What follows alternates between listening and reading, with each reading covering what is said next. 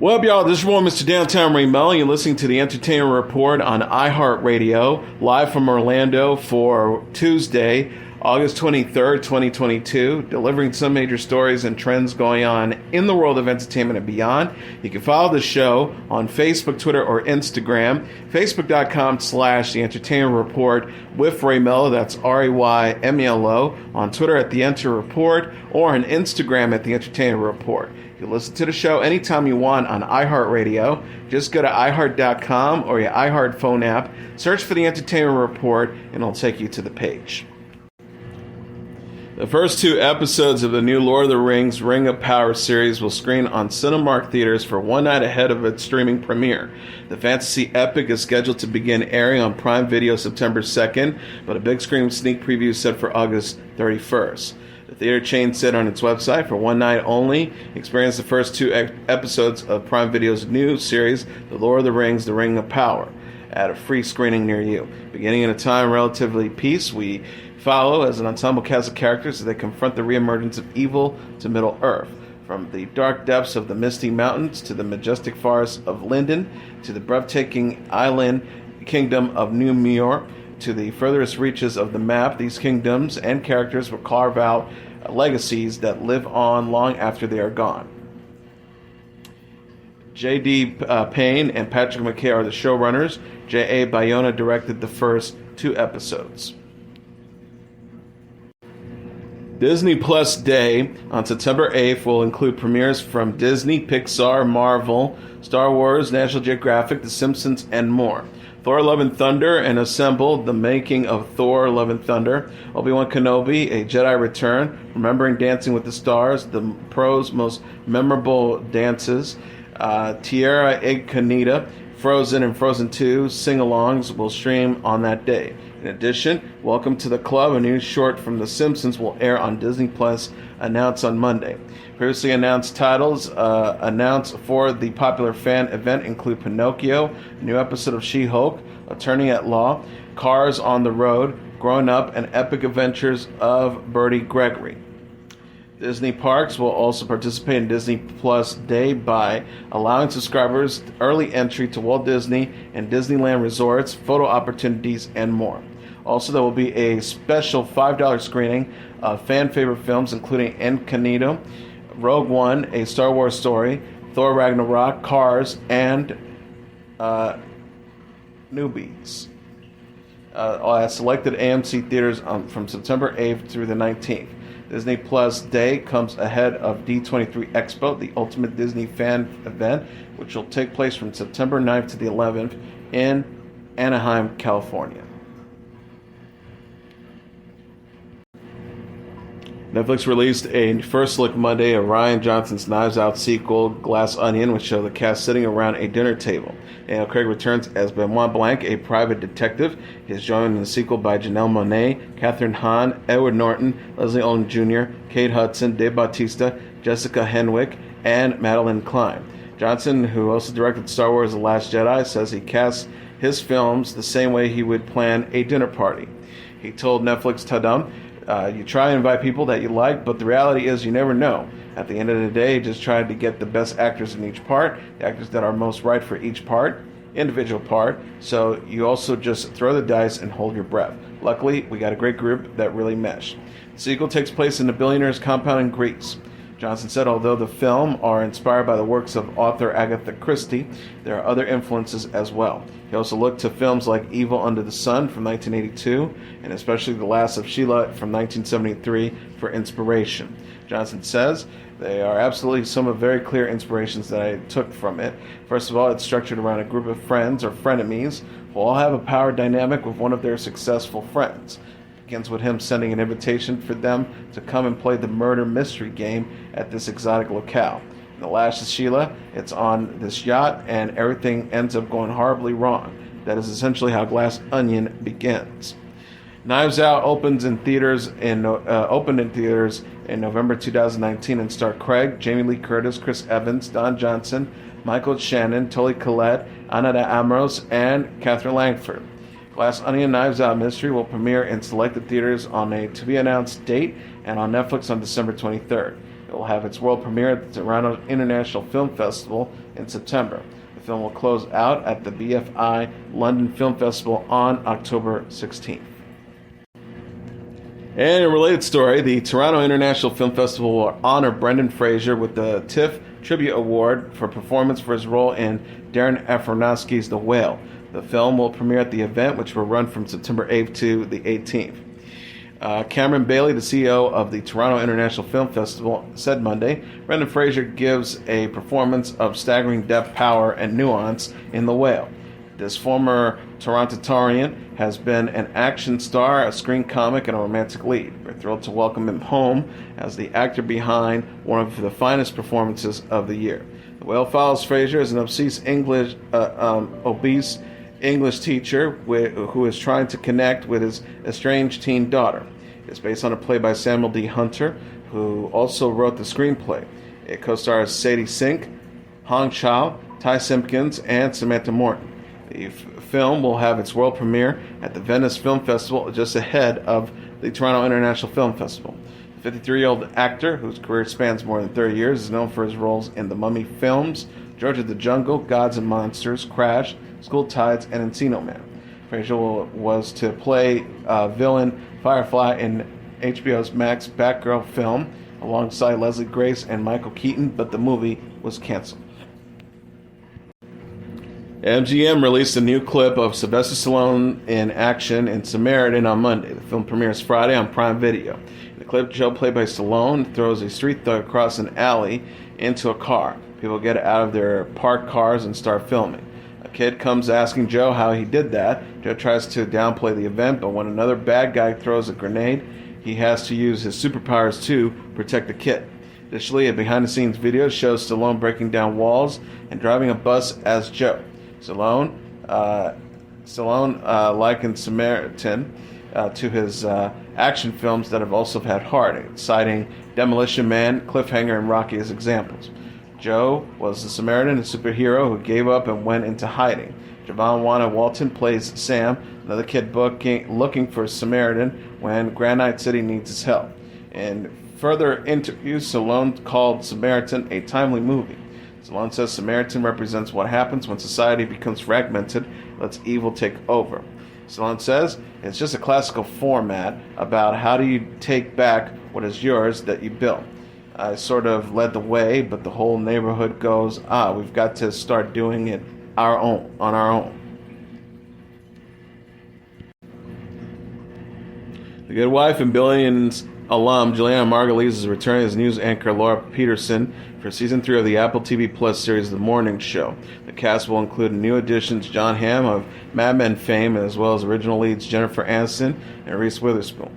Billy Crudup and Marcia Gay Harden round out the ensemble of the show about the anchors, staffers, and executives of a daytime news program. Charlotte Strode, whose credits include Fosse Verdon, Homeland, and House of Cards, is the showrunner. The streaming service said in a press release, picking up after the explosive events of Season 1, Season 2 finds the morning show team emerging from the wreckage of Alex, played by Aniston, and Bradley, played by Witherspoon's actions, to a new UBA and a world in flux, whose identity is everything in the chasm between who we present as and who we are really are coming into play. ABC has officially ordered the series The Company You Keep, starring This Is Us alum Mila Ventimiglia, featuring Catherine Han Kim, William Fichtner, Tim Chow, Frida Fo Shen, James Satio, Sarah Wayne Callies, Felicia Terrell, and Polly Draper. The con-man CIA agent romance is an adaptation of the Korean series My Fellow Citizens. It's expected to premiere in mid-season 2023. A synopsis reads, Charlie ramps up in the family business so he can get out for good, while Emma's closing in on the vengeful criminal who holds Charlie's family's debts in hand, forcing them to reckon with the lies they're told so that they can save themselves and their families from disastrous consequences. Julia Cohen, whose credits include A Million Little Things and Riverdale, is the showrunner. British actress Emma Samms has confirmed she's returning to the U.S. daytime soap opera General Hospital. The actress, who has played Holly Sutton, Scorpio on and off since the 80s, tweeted Monday, "So excited, also grateful to Valentini Frank for making this possible despite my ongoing long COVID." Samms was last seen on the ABC drama in 2020, but battled the coronavirus and hasn't been up to returning as Holly until this fall. Executive producer Frank Valenti said in a statement, "I'm thrilled that the wonderful Emma Samms will be returning to the canvas in October, so we can continue telling Holly's story, and the fans can't wait to see what happens after we learn she was alive and being held hostage." The contemporary show, which premiered in 1963, is set in the fictional upstate New York town of Port Charles and follows the hospital's staff, cops, and criminals who live there. NBC audiences are getting a free sample of Peacock's comedy thriller The Resort. Season 1 of the show is streaming now on Peacock and will wrap on September 1st. The first episode and an extensive preview of the second episode will air on NBC Wednesday. Lisa Katz, the president of scripted content at NBC Universal Television and Streaming, said in a statement Monday, "Peacock audiences are hooked on the week-to-week mystery of The Resort and brings the premiere episode to NBC is the perfect way to introduce it to new fans." NBC viewers already know and love William Jackson Harper from The Good Place, and joined by the incredible Christian Milioti, the two leads of a phenomenal cast that is giving people their next binge-worthy series. Nick Offerman, Skylar Gazondo, and Luis Gerardo Mendez co-star in the show about an anniversary trip to Mexico that puts a marriage to the test when the couple finds himself embroiled in a 15-year-old mystery. AMC announced guest stars for the second and final season of Kevin Can Fuck Himself on Monday. Perry Giplin and Rachel Dratch are slated to appear on the show. Giplin is set for the September 5th episode Ghost as Allison, played by Annie Murphy's mother Donna. Donna will appear in flashbacks. Dratch appears in the September 19th episode, The Unreliable Narrator. Dratch plays Beatrice, an ex-City Hall employee who helps Allison make her break from Kevin, played by Eric Peterson. Kevin Can Fuck Himself is a hybrid sitcom and drama. Allison is the hair wife of sitcom Oaf Kevin, and scenes with Kevin are brightly lit and accompanied by a laughing track. Outside of Kevin's scenes, Allison appears in a dramatic scene depicting the toll Kevin's shenanigans takes on her. Season 2 finds Allison attempting to fake her own death so Kevin can never find her. Giplin and Dratch have studio comedy experience. Giplin played Frasier's radio co-host Roz, and Dratch spent 8 seasons on Saturday Night Live with regular characters like Debbie Downer. Kevin Can Fuck Himself airs Mondays at 9 p.m. Eastern Standard Time on AMC and on the streaming service AMC+. Netflix released a trailer for the stand-up comedy special Shang Wan, Sweet and Juicy on Monday. Ali Wong directed the special, making her directorial debut. The trailer focuses on Wang talking about using the office printer at work. Wang jokes about the feeling of warm paper and using holidays for unfiltering printing. Filmed at the Belasco Theater in Los Angeles, Wang sports long hair, a mustache, and glasses in Sweet and Juicy. Netflix says Wang's stand-up also addresses his posture, owning a juicer, and crafting a high screw. Wang was a staff writer on Fresh Off the Boat and guest starred as Hank on 2 episodes. He performed on Last Comic Standing in 2015. Sweet and Juicy is his first headlining TV special. Wong has had 3 Netflix stand-up specials of her own, including Baby Cobra, Hard Knock Wife, and this year's Dong Wan. She also starred in the Netflix rom-com Always Be My Baby and Prime Video's drama Paper Girls. AMC reported the ratings for the Better Call Saul finale on Monday, which broke several records. The series finale aired August 15th.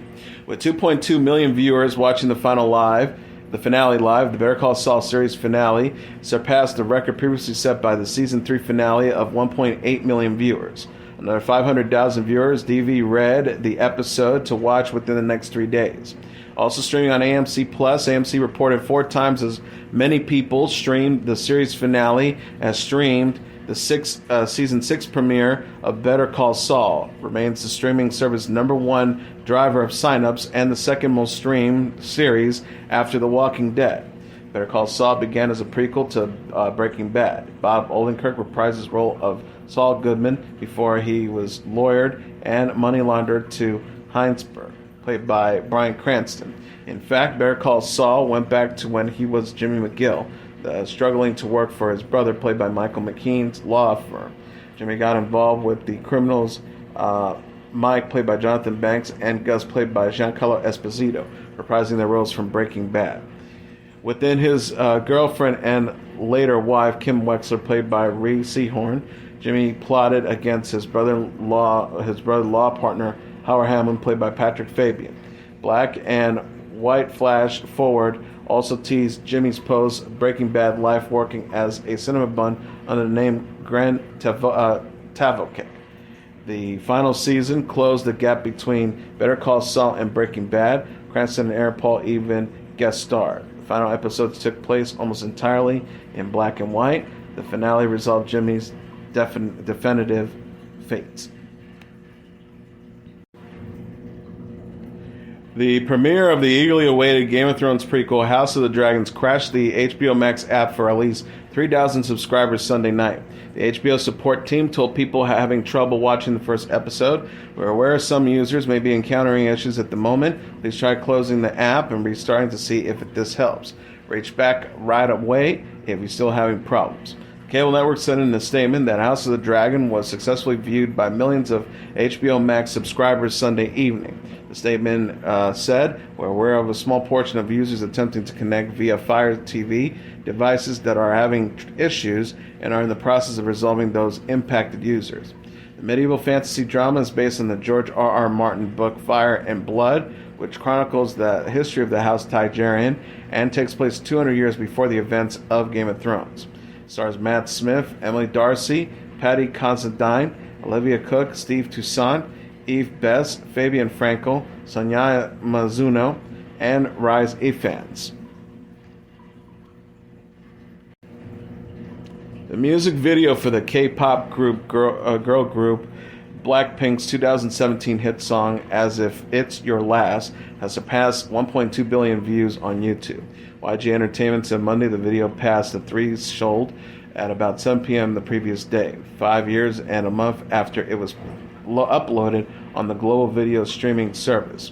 The increase to 5, the total number of Blackpink videos have garnered more than 1.2 billion views, include Tadam Tadam, Kill This Love, and Boomaya, with the additive rhythmic and romantic lyrics As If It's Your Last, which included on YouTube's global top 25 of the summer, top 25 songs of the summer for 2017.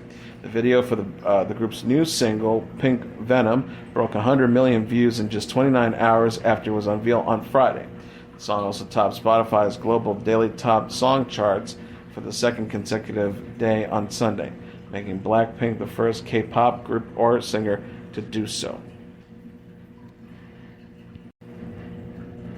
And finally, the BBC announced that the extended trailer for its David Attenborough narrated series Frozen Planet 2 will feature a new song from singer-songwriter Camila Cabello and Dune and Top Gun Maverick composer Hans Zimmer.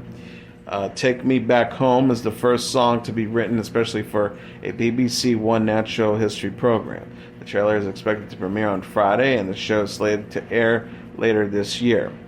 The British network said in a press release Sunday, Cabello's lyrics paired with Zimmer's music echoes both the fragility and jeopardy of the series' subject matter, the world's coldest regions, tundras, and mountaintops where the planet's most enigmatic beasts reign supreme, despite the animals and lands finding themselves on the cusp of huge change and ever-increasing threat.